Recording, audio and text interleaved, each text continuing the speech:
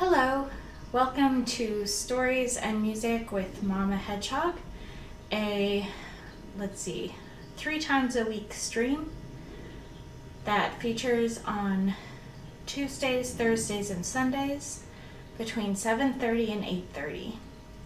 This is the story section of our stream, which starts a few minutes after 8 o'clock.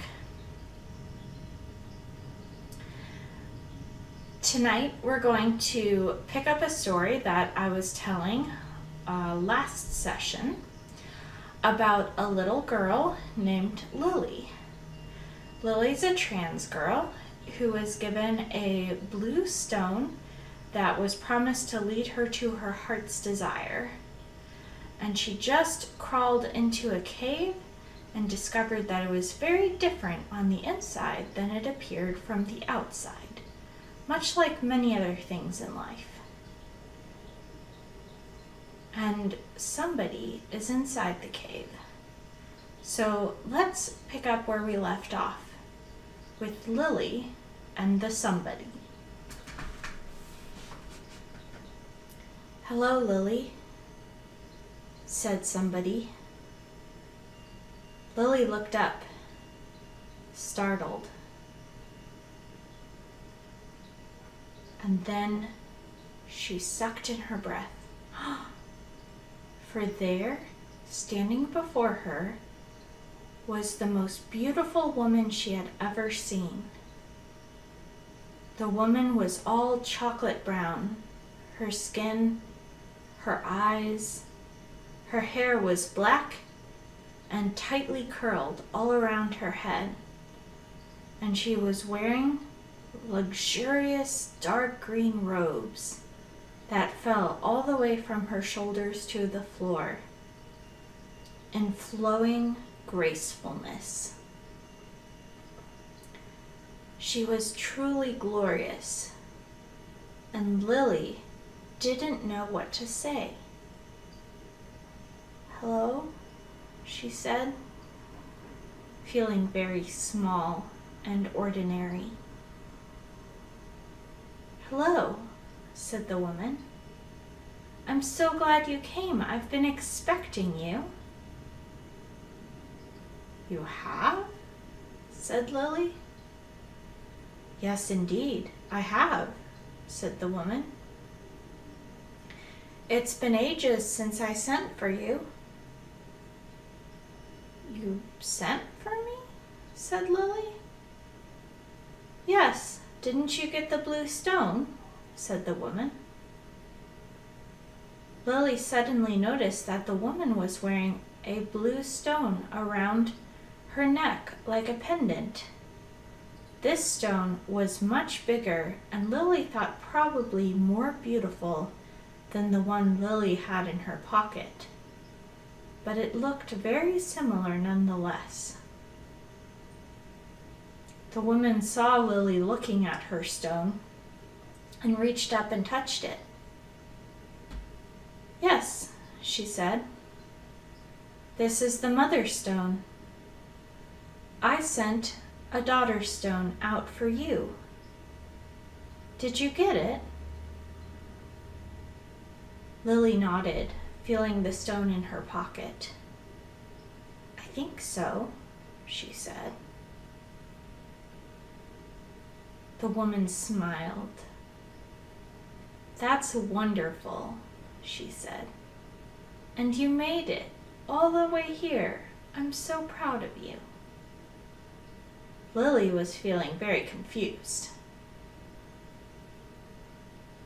"Why did you send for me?" she asked.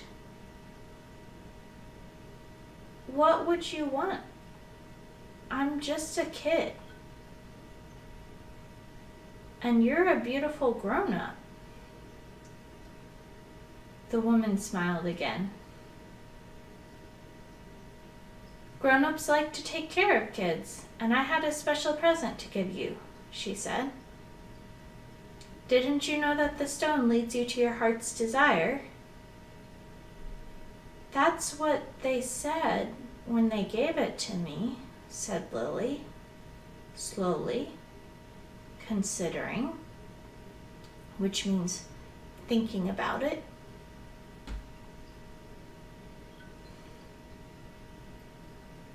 But what does that mean?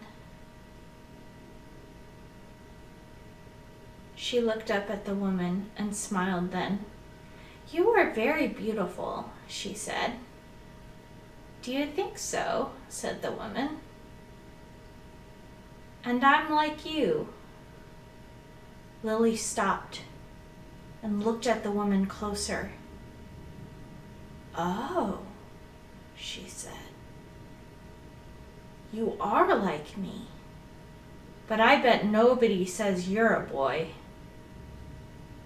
The woman shrugged. "People always say what they want to think," she said, "even when it's mean and unkind and not true. Even when you're grown up and beautiful." "I'm sorry," said Lily. "I wish people weren't mean to you." "Me too," said the woman, "but I wish more that they weren't mean to you. Now, would you like to know how the stone works?" "Oh, yes," said Lily. "I would love to." "It works like this," said the woman. "If you would like, I will use the stone to send you on 3 adventures. Each adventure will help you figure out more about what your heart's desire is and how you can have it.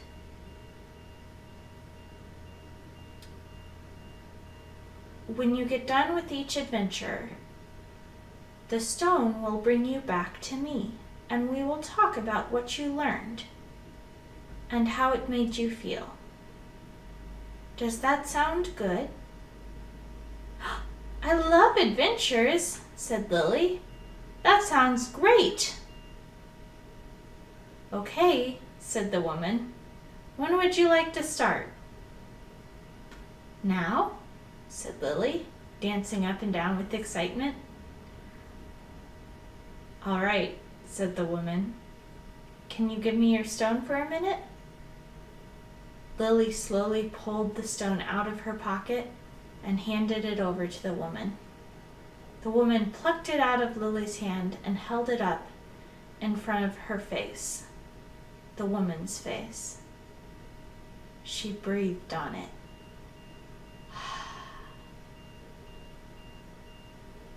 Something smooth and round and hard slipped deep into Lily's pocket, and she felt the world start to spin around her. Everything was revolving in a whirling mass of light and shadow and color. She felt dizzy. She felt like she was standing on air. And it wasn't bad. The next instant, her feet touched solid ground. Her head cleared, the world stopped moving, and she looked around her in wonder. She was standing in a clearing, a perfect circle of soft green grass, much like the one where she had found the toadstools in last time's story, but so much bigger, and full of little folk running around very busily. It was quite obvious to anyone who was paying attention that these were fairies. Lily looked at the fairies and marveled. They were beautiful. They were all sorts of colors and sizes, but mostly very small. They were blue and brown and gray and red and yellow and purple and black, and they were wearing the most beautiful robes and dresses that were made to look like flowers in all the colors of the rainbow. with wings that rather resembled leaves fluttering on their backs. Some of them, most of them, were flying around. A few were pitter-pattering from place to place. Everyone looked very focused. Lily couldn't tell what they were working on.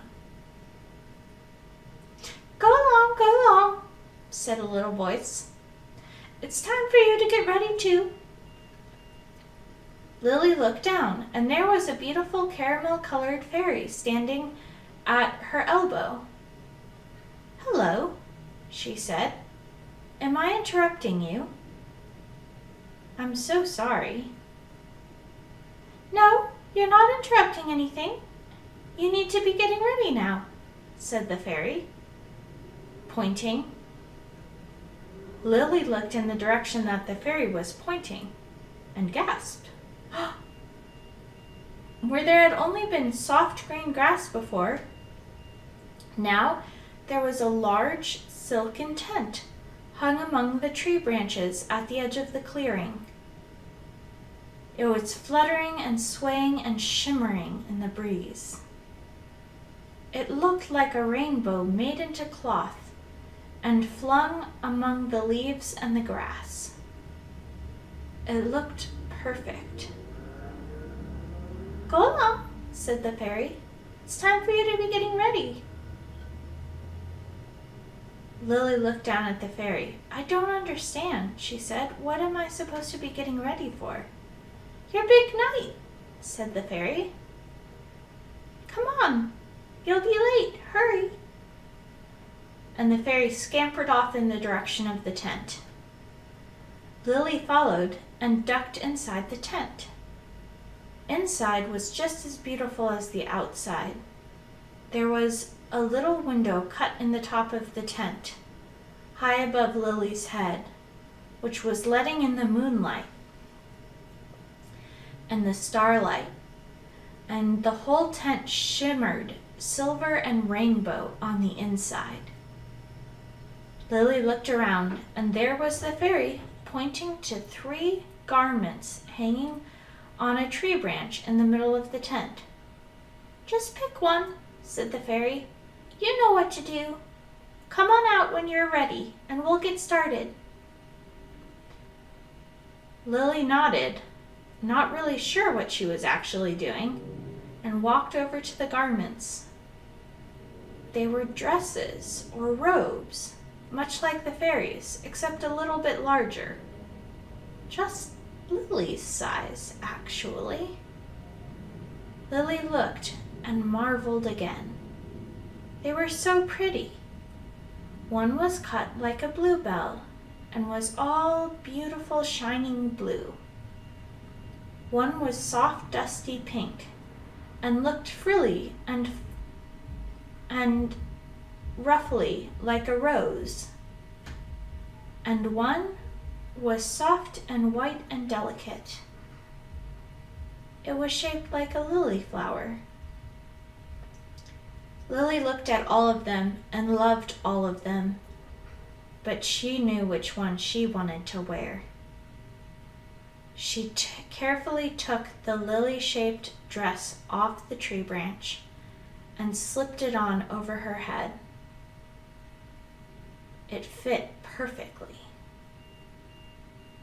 It was comfortable and light and gentle, and it flowed around her ankles. She had never felt so beautiful in her whole life. And just as she thought it couldn't get any more pretty, she felt something fluttering at her shoulders.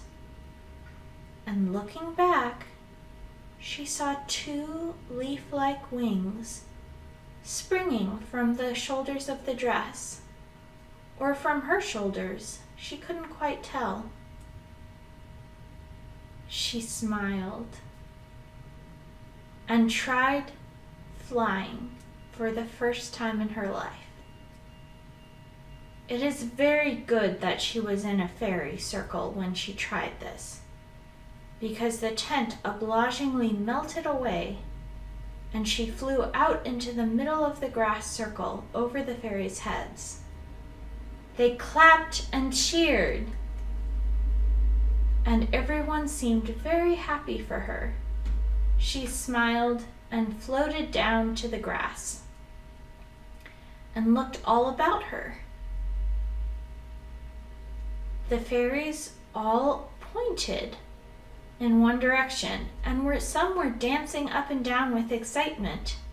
It's time, she heard little voices saying. Hurry, it's time. She looked in the direction they were all pointing, and there was a large tree-like chair growing at the edge of the circle.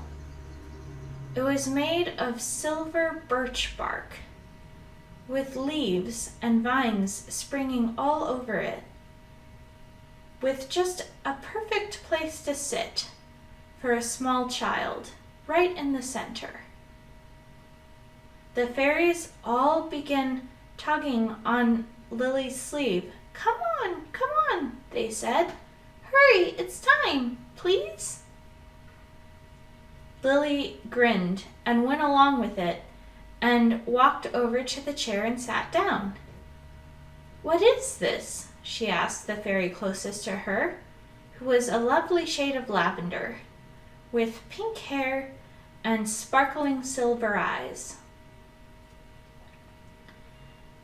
This is your coronation, said the fairy. I'm so happy you're here. Now it's time to crown you. Crown me? Said Lily. Why are you crowning me? Because you're the queen of the fairies tonight, said the fairy. Isn't it lovely? And we're going to have the biggest party to celebrate. Oh my, said Lily, but I'm not a fairy. You are tonight, said the fairy. And you're the queen of the fairies. Isn't this exciting? I think so, said Lily, but I'm not sure I know how to be a fairy. Oh, you just be yourself, said the fairy. You are a fairy, so you can't help being a fairy, even if you tried not to be. Okay, said Lily, feeling dubious, which means not sure at all. The fairies pulled out a tiny sparkling crystal crown set with a single smooth round blue stone that looked very familiar. They set it on Lily's head, and then everyone started dancing. The most beautiful, thrilling music started playing, and Lily, looking around, realized that she couldn't tell where the music was coming from, but she thought maybe it was the trees, or maybe it was the crickets, or maybe the stars themselves were singing. Lily jumped up off the throne and started dancing with the rest of the fairies. Now, dancing for fairies is not usually an earthbound business. Most fairies fly around when they dance, and Lily soon got the hang of it, and everyone was fluttering and flapping and having a wonderful time. Pretty much everyone, that is. Lily was flapping around on the edge of the circle and spinning and twirling all by herself when she noticed a small sprite. Fairies are sprites that are all grown up, so that should tell you what a sprite is. The sprite was sitting on a toadstool and looking very glum and fiddling with something in their hands.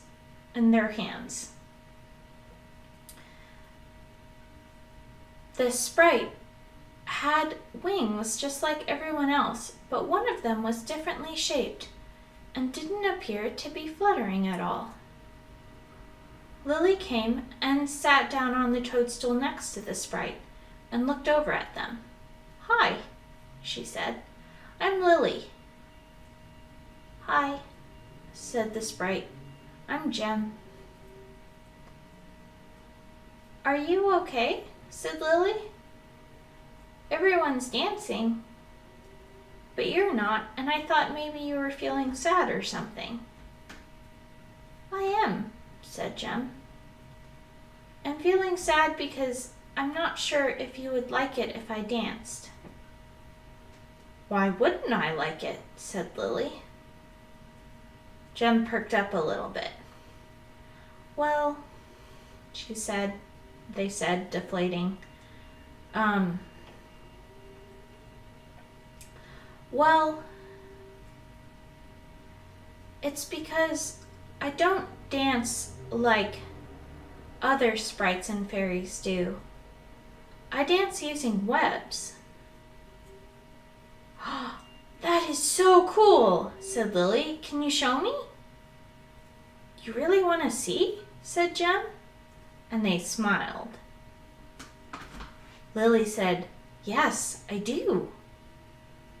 So Jem got up and slipped 2 specially formed bracelets or hand devices onto their hands and picked up the object they had been fiddling with, which was a round top-like object. They squeezed the top, and silvery moonlight thread shot out and caught in the tree branches overhead. Jem swung up on the web and started spinning from tree branch to tree branch, flinging out webs as they danced. Lily clapped and grinned. "That's amazing," she said. "You're so good." Jem came spinning back down along a thread and sat down on the toadstool next to Lily. "Do you really think so?" they said. "I've been practicing for a long time." "You're really good," said Lily.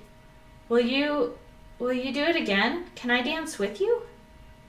"That would be so cool," said Jem. And they got back up and started dancing among the tree branches again, with Lily fluttering along beside them.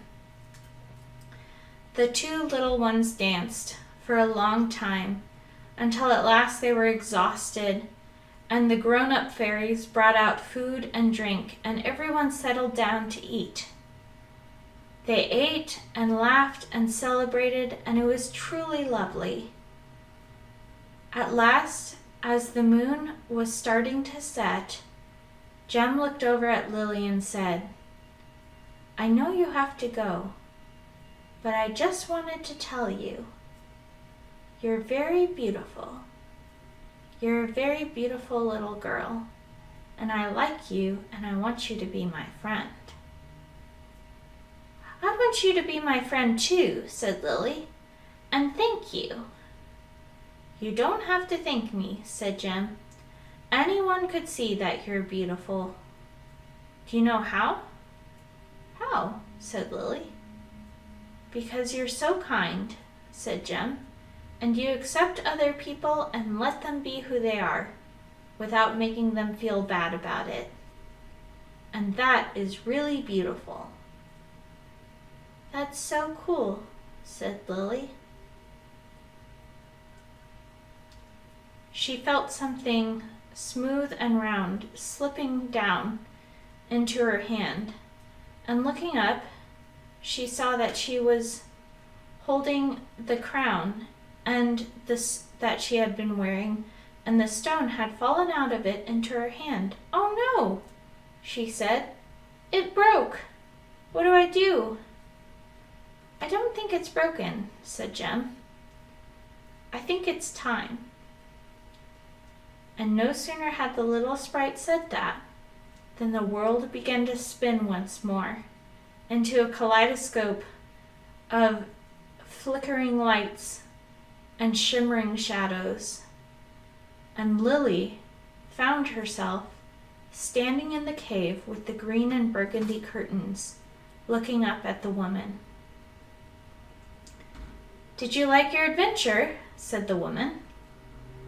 "I loved it," said Lily. "The fairies were so beautiful, And Jem was so cool. Did you know you can dance with webs even if you don't have wings? Yes, said the woman. Jem has showed me before. I'm so glad you liked it. And what did you learn? If you want to tell me. I learned that I can be a beautiful girl who accepts other people for who they are. And that's the kind of girl I want to be, said Lily. That's really good, said the woman. That's the kind of woman I want to be too. See, you're teaching me, just like you're teaching yourself. Now, are you ready for your next adventure? And that's where we're going to leave them for tonight. So, if you would like to check in and hear the rest of Lily's story, you can come back on Sunday evening, a few minutes after 8 o'clock Central Time, and we'll have the rest of the story, or at least the next section. Thank you so much for joining us. I apologize that I don't think we've had captions tonight. I could be wrong, but I don't think so. Our accessibility coordinator was out of commission for the night. But we'll try to get this video captioned and on YouTube as quickly as possible. And so hopefully you can enjoy an accessible version of it very soon. All right, thank you for joining us and have a lovely night.